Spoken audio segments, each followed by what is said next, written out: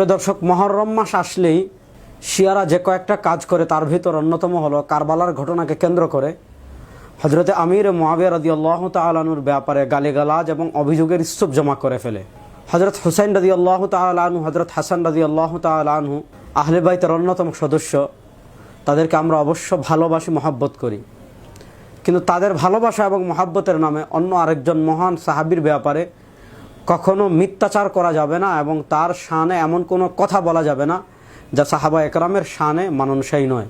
বাংলাদেশে কিছু মূর্খ দরবার কেন্দ্র করে শিয়াবাদ ব্যাপকভাবে প্রচার হচ্ছে। যে কয়েকটা দরবার বাংলাদেশে শিয়াবাদ প্রচার করছে তার ভিতর অন্যতম একটা দরবার হলো আটরশি, যেটাকে বলা হয় বিশ্ব জাকের মঞ্জিল। যে বিশ্ব জাকের মঞ্জিল আটরশি দরবারের প্রতিষ্ঠাতা ছিলেন হাশমতুল্লাহ। কিন্তু দুঃখজনক কথা হলো, তারা যাকে খাজা বাবা বলে, সে খাজা বাবা জেনে হোক না জেনে হোক, বুঝে হোক না বুঝে হোক, বাংলাদেশে তার কিতাবাদিতে ব্যাপকভাবে শিয়াবাদকে প্রমোট করেছেন। আজকে আমি একটা ছোট্ট নজির আপনাদের সামনে পেশ করছি। খাজা বাবা তারা যাকে বলে জনাব হাশমতুল্লাহ সাহেব, তার কিছু নসিহত নামা রয়েছে। আপনারা স্ক্রিনশটে একটা বইয়ের স্ক্রিনশট দেখতে পাচ্ছেন। উপরে আল্লাহু আকবার লেখা, মুহররম ক্ষুধাপ্রাপ্তি জ্ঞানের আলোকে শাহ সুফি হযরত ফরিদপুরি কাদ্দাসাল্লাহু সিররাহুল আজিজ কাদ্দাসাল্লাহু সিররাহুল আজিজ সাহেবের নসিহত। অর্থাৎ এই বইয়ে তারা মুহররম মাসের কে কেন্দ্র করে খাজা বাবার নসিহত বলি কি করেছে, লিখেছে। এখন দেখেন, এই বইয়ের 29 নম্বর পৃষ্ঠার মার্ক করা একটা অংশ আমি আপনাদেরকে দেখাচ্ছি। দেখেন এখানে খাজা বাবা কি লিখেছে। উমাইয়ার এক পুত্রের নাম হারেব, হারেবের পুত্রের নাম আবু সুফিয়ান। আবু সুফিয়ান বদর ও উহুদ যুদ্ধে দয়াল নবী সাল্লাল্লাহু আলাইহি ওয়াসাল্লামের প্রধানতম শত্রু ছিল। এই আবু সুফিয়ানের পুত্রের নাম মুআবিয়া, যে মুআবিয়া ইমাম হাসান রাদিয়াল্লাহু তাআলা আনহুকে বিষ প্রয়োগে হত্যা করেন। আপনারা ভালো করে স্ক্রিনশটটা দেখেন। হাশমতুল্লাহ সাহেব হযরত আমির মুআবিয়া রাদিয়াল্লাহু তাআলা আনহুর ব্যাপারে একটা জঘন্য অভিযোগ করেছেন।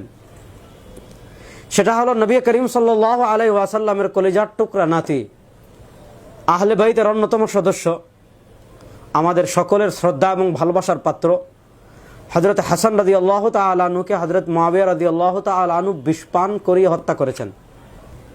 দেখেন, একজন হাসান রাদিয়াল্লাহু তাআলা আনহু আহলে বাইতের গুরুত্বপূর্ণ সদস্য থাকে, অবশ্যই মহব্বত করতে হবে, কিন্তু তার মহব্বতের নামে এখানে আরেকজন মহান সাহাবী কাতিবুল ওয়াহিদ সাহাবীর ব্যাপারে জঘন্য অপবাদ দেওয়া হয়েছে। যে অপবাদ দেওয়া হয়েছে এটা নিকৃষ্ট, মিথ্যা এবং জাল। আমি অনেক প্রমাণ রয়েছে, আমি দুটো প্রমাণ আজকে আপনাদের সামনে পেশ করব। আমার হাতে যে কিতাব দেখতে পাচ্ছেন, আল বিদায়া ওয়ান নিহায়া, আল বিদায়া ওয়ান নিহায়া লিখেছেন মুসলিম বিশ্বের প্রখ্যাত ইতিহাসবিদ ইমাম ইমাদউদ্দিন ইবনে কাসির রাহিমাহুল্লাহ। আমার কাছে দারুত তাকওয়া থেকে প্রকাশিত আল বিদায়া ওয়ান নিহায়ার 4 নম্বর খণ্ড রয়েছে। সে 4 নম্বর খণ্ডে ইমাম ইবনে কাসির রাহিমাহুল্লাহ একটা বর্ণনা এনেছেন। ওয়ারাওয়া বা'দুহুম আন্না ইয়াজিদ ইবনে মুআবিয়া বা'আসা ইলা জা'দা বিনতিল আশআস আন সাম্মিল হাসান ওয়া আনা আতাজাওয়াজু কি বা'দা।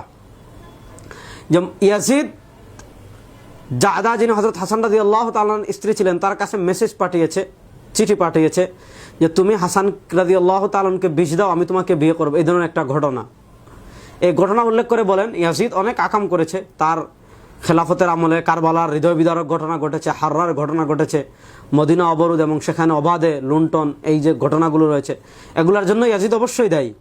কিন্তু এই যে ঘটনা, এটার ব্যাপারে ইবনে কাসির বলেন যে হাদা লাইসা বিসহিহিন, যেটা সহিহ নয়।